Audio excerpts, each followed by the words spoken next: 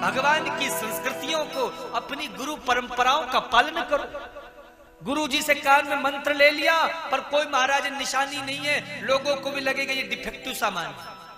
मस्तक पर तिलक होना चाहिए बराबर, ताकि महाराज अनुभव में रहे, आभास में रहे। अरे भैया, तुरंत आदमी सामने वाला पूछेगा आपके गुरुजी कौन है, आप किस संप्रदाय से हो, आपकी क्या सीखा है, आपकी कौन सी शाखा है, कौन सी वेद है, इनका ज्ञान रखो। आजकल तो महाराज पर बाबा के पिता कौन है वही नहीं लोगों को पता। अरे माई बाप, कई लोगों को तो अपने गोत्र तक का ज्ञान नहीं है। तो इसलिए भागवत का ये तीसरा अक्षर का नाम जपोगे तो आप अपने आप भगवान नारायण के भक्त बन जाओगे। और चौथा अक्षर है, क्या है? ना, पा, ता। क्या है? ता। ता के कहने से क्या होगा? ताके कहे से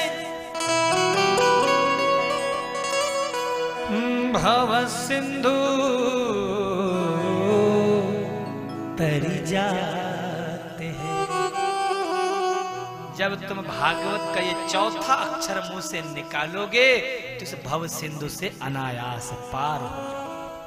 तो हमने क्या जाना? श्रीमद् भागवत। और चौथा क्या है?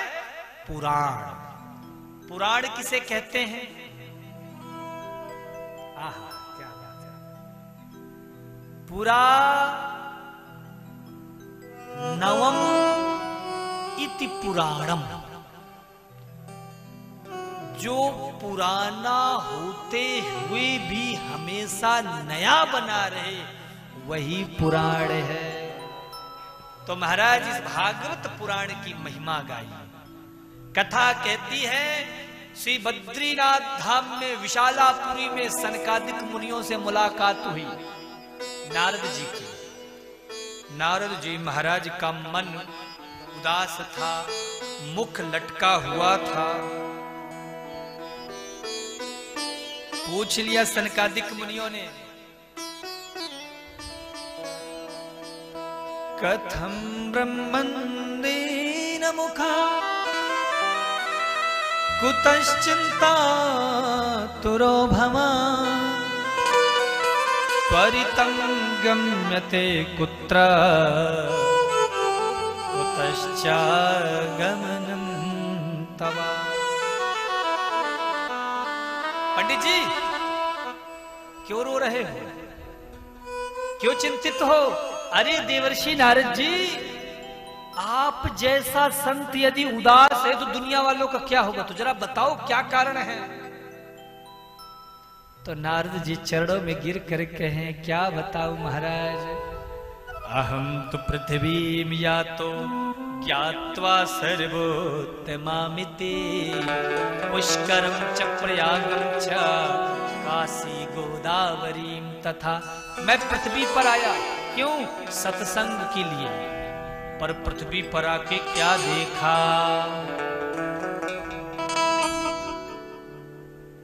महाराज पृथ्वी पर आकर जो मैंने देखा बड़ा आश्चर्य करने वाला दृश्य था। ना पश्यं कुत्रचित् शर्मा मनः संतोषकारकम। महाराज इस कलयुग की सबसे बड़ी समस्या तो यही है, ना किसी का कोई धर्म कर्म में ही मन लगता है, ना किसी का सत्य बोलने में ही मन लगता है, ना ही किसी के मन में संतोष है। कलयुग की सबसे बड़ी समस्या क्या है?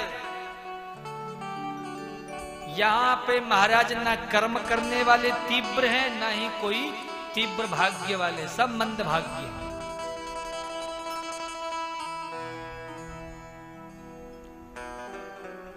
जीवन ऐसा है, बच्चा थोड़ा सा बड़ा हुआ,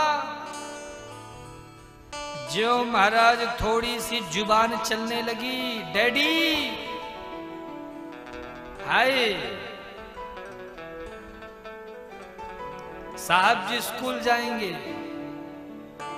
किस लिए अंग्रेजी सीखेंगे? उसके बाद बच्चा महाराज अभी जितनी हाइट का नहीं उससे ज्यादा वेट का तो उसका बस्ता, मुझसे भारी मेरा बस्ता। और स्कूल अभी जा ही रहे थे कि महाराज थोड़ी उम्र बड़ी हॉस्टल भेज दी है। फिर हॉस्टल भेजे, थोड़ी उम्र बड़ी हुई, नौकरी लग गई। फिर थोड़ी उम्र बड़ी हुई, अपने से महाराज घर भर की भी खोज कर ली, अपने लिए एक लड़की भी खोज ली। मम्मी बड़ी दूर का रास्ता है पर आप टेंशन ना करो, मैंने अपने लिए लड़की खोज ली है, व्हाट्सएप से मैसेज भेज दिया है, वीडियो कॉल कर लूंगा, देख लेना। जैसे भी हो बुरा मत कुछ कहना, नाराज हो जाएगी, फिर मुझे 2 घंटा मनाने में लगेगा। बेटे की खुशी में मां की खुशी है, खुश रहो। फिर बेटा बुढ़ापा आ गया, कमर बहुत दर्द कर रहा है, मां कुछ पैसे की जरूरत हो मैं अकाउंट से भेज दूंगा पर मैं नहीं आ पाऊंगा, डॉक्टर के पास चले जाना। बेटा अब रोटी नहीं बनाया हो रहा, मां तू टेंशन मत ले, तुझे बनाया नहीं हो रहा रोटी, मैं एक खाना बनाने वाला भी लगा दूंगा। क्या हमने इसी को देखने के लिए, ये ही समय को देखने के लिए बच्चे पैदा किए थे? आज ईमानदारी से अपने दिल पे हाथ रख के कहो, आपने अपने वंश को क्यों बढ़ाया? आपका क्या उद्देश्य था जब आपका बच्चा इस संसार में आया? आपके क्या सपने थे? मैंने जितना आज तक जाना है, बुजुर्गों के पास बैठकर जो थोड़ा बहुत समझा, एक ही सपना होता है माँ बाप का। माँ बाप कभी ये नहीं सोचते कि मेरा बेटा बड़ा होकर कलेक्टर बन जाए, खूब पैसा कमाए, खूब रुपया कमाए, ये सब तो बाद में आते हैं। माँ बाप का एक ही सपना होता है कि बुढ़ापे में बेटा हमारी सेवा करे। जिस दिन ये महाराज शरीर छूटे उस दिन आग देने के लिए पड़ोसी और रिश्तेदार न आए, मेरा बेटा मेरी चिता में आग लगाए। लेकिन आजकल क्या ऐसा हो रहा है? सच बताओ ईमानदारी से, आपने बच्चों को इतना पढ़ाया, क्या आप अंदर से खुश हो? आजकल मैं देखता हूँ बहुत सारे लोग, आजकल सोशल मीडिया का जमाना, तो मेरे पास कुछ कुछ वीडियो आते रहते हैं, भक्त लोग ही भेजते हैं। ऐसा ऐसा महाराज वीडियो में मोटिवेशनल स्पीकर क्या बोलते हैं, जो महाराज खूब लंबा लंबा एकदम एनर्जी के साथ भाषण देते हैं, तुम ये कर लोगे, तुम वो कर लोगे, तुम ऐसा कर लोगे, तुम वैसा कर लोगे। 15-20 मिनट आधे घंटे का भाषण दिया और वहां से चल दिए। उसके बाद क्या? उसी में सिखाते हैं बच्चों को, नहीं तुम अपनी जिंदगी जियो, जैसा तुम चाहते हो वैसा जियो, माँ बाप तुम्हें रोटी नहीं देंगे, माँ बाप तुम्हारे लिए कुछ नहीं करेंगे, तुम गलती करोगे सीखोगे, तुम करो ये करो वो करो। पर मैं ऐसा नहीं मानता हूं, भागवत ऐसा नहीं कहती है।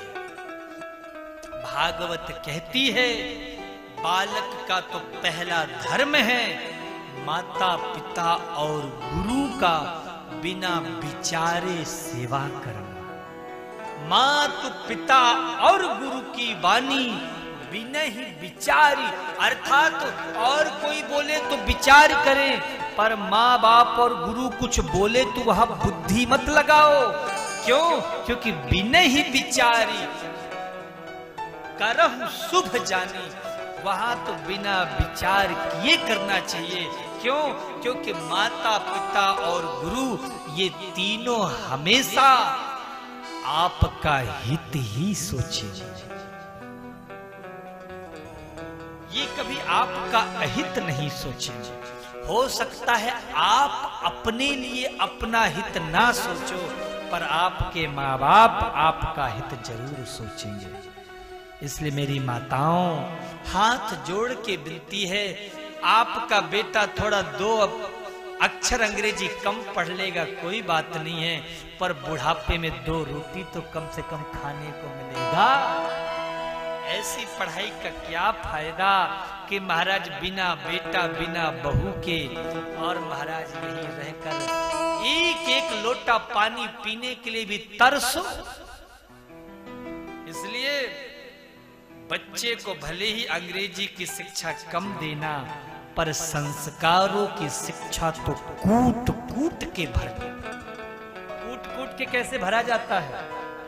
पुरानी माताओं से पूछो, महाराज कोई पुराना बर्तन होता है ना मटकी, उसमें कोई अनाज भरती हैं, फिर भी देखती है अनाज ज्यादा, तो फिर उसे अंदर से धक्का देती है कि जिससे और अंदर जाए, समेटे, अंदर से समेट के फिर उसे कूट कूट के भरती है, महाराज और भी ज्यादा सामान उसमें आ जाता है, सामग्री आ जाती है।